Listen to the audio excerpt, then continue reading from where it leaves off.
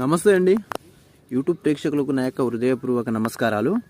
ఇది చూస్తున్నారు కదండి, ఇది మరుగు మందులు ఉపయోగిస్తాం. ఈ చెట్టు అనేది మరుగు మందులు ఉపయోగిస్తాం. భార్యాభర్తలు విడిపోయినా, ప్రేమికులు అనేది విడిపోయినా ఈ మరుగు మందు పెడితే మన వశం అయిపోతారమ్మా.